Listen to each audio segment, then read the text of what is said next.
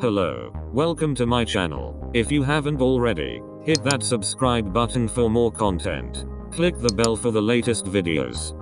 Please and thank you. Let's raid the comments. People who have a collection. What do you collect? Bionicles. A man among men here. Nice. Oh yay. Those things are cool. Gathered friends. Listen again to our legend of the Bionicle.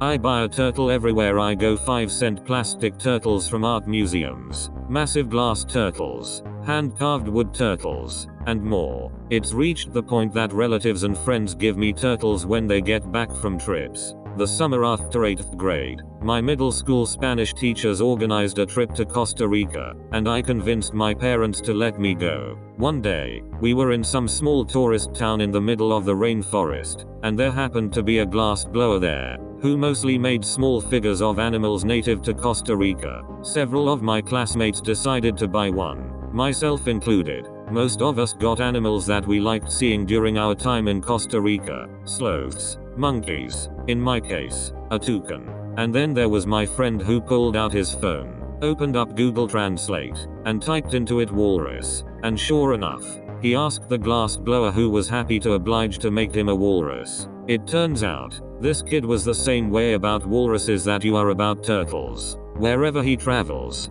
he always collects a new walrus figure in whatever form, be it glass or plastic or anything else, to bring home with him. Miniatures. Tiny food is my favorite. It started with maybe 5 minis about 15 years ago and has become shelves of teeny tiny things. Dusting said shelves is about as much fun as it sounds. Lil bits. Ticket stubs. Books. Vinyl records. Dead. You're a dead collector? I collect dead things. More specifically insects and taxidermy skulls. It's actually very interesting and fun to see how much smaller the animal's skull is compared to their live head that has muscle and fur on it. I only have one skull, and it's a house-cut skull I bought at a taxidermy shop in Oregon on the coast. And it's so tiny. I also have my pet praying mantis. Dead. 5-6 dead bees, a shrimp's shedded skin, and a moth that is so messed up that it doesn't even look like a moth anymore. It's an interesting hobby and is way more fun than I thought it would be. It gives the dead insects animals a chance to be useful, and is great for learning things if you are really into animal studies or fossils. Yeah, I like to bury my dead things in my backyard after they died in my basement. Porcelain dolls, because why not scare everyone that enters a specific room in my house in 0.1 second. I've been collecting them since I was 6 though, so I don't understand the aversion. When you aren't used to having them around, it gives you a heavy sense of uncanny valley seeing so many dolls just staring at you. LOL.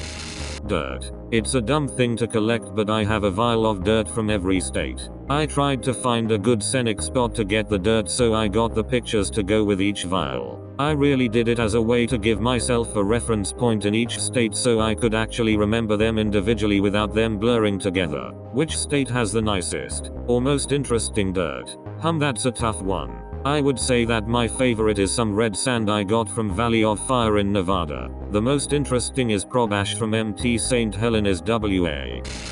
Bodies. Lego. A shit ton of Lego. I collect oddities. Started with animal skulls. I have boar, gorilla, bear, toucan, horse, and 2 human skulls to name a few, plus a human skeleton torso. My collection is mostly bones, but I also have antique Victorian hair art, an isopod, a mummified pig heart, and a number of bizarre looking insects. It's hard to find any oddities shops these days, but there are some great pop-up markets.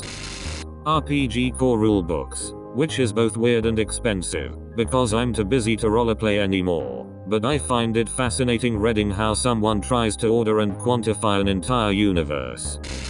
Beer bottle caps from craft beers. No Coronas or Bud Light etc. They are mostly all one of 6 kinds that re from my favorite beers, with maybe 20% are oddballs. I've been collecting them for like 2.5 years, and there's somewhere between 1,100 and 1,200 of them. Not all of them are mine. Maybe 30% of them friends gave me. I started collecting them after I saw a Redditor post a picture of a bottle cap coffee table they made with a design of Mario, I think, with the caps, and poured clear epoxy resin over them to make a smooth tabletop. Also, there is a bar in my town that has PBR caps in the bar top the same way. I want to make a cool design for a coffee table, but I have no idea how to make pixel art. I tried pixelating an image to see if I could just imitate that, but didn't look right pixelated. Any recommendations about how I should do this?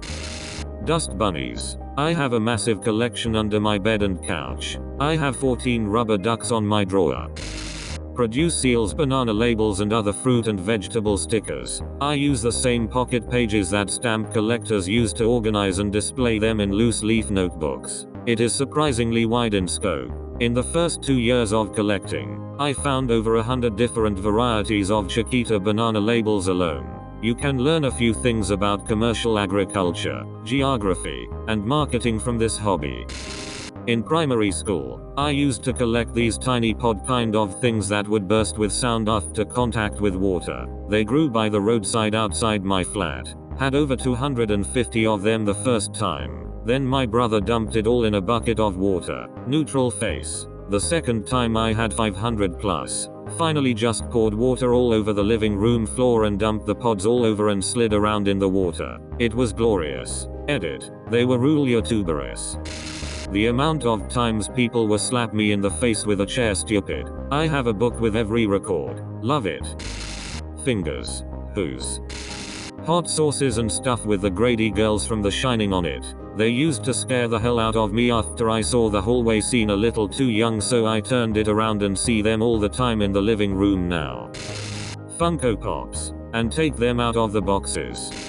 Dragon everything. We even have a dragon-themed camp at Burning Man where we convert new people into dragons. Our house is so full of the weirdest and most colorful figures and statues, and our roommate even dresses them up for holidays. Last year every dragon in the house had appropriately sized Santa hats. Apparently he had to order over 100 little hats to make everyone festive. For Halloween it was tiny witch hats, tiny brooms, and tiny cauldrons. I love that all of our dragons are like little members of the family, and it's pretty cool that when people end up parting ways with their dragons that they've outgrown, more often than not they end up in our horde. As I am still in high school, I collect things that will remind me of it later. I put things in a box, for example old test, and I also have this weird collection of candle grease. Every 13.12 I sing in the choir to celebrate Lucia Day. I just like to keep a memory of the best day of the year. It is a big thing in the church with the whole place full of people. My enemies' hearts. Sneakers and enamel pins. The former was gained because my older sisters were into it and it got to me. Sucked as a kid because I have no money. By now that I'm a big boy getting my own money, it's in full swing. Pins are a fun thing to get to support artists you like. Got a bunch of different ones, mainly Pokemon and other anime. Radio comedy shows. An awful lot of successful UK TV comedies started on radio. HHGTTG, Red Dwarf, Mighty Boosh, League of Gentlemen, Stephen Fry, and many more. I started in the 80s and have a collection of hundreds of extremely hard to find shows that are not only brilliant, but now probably lost by even the BBC themselves.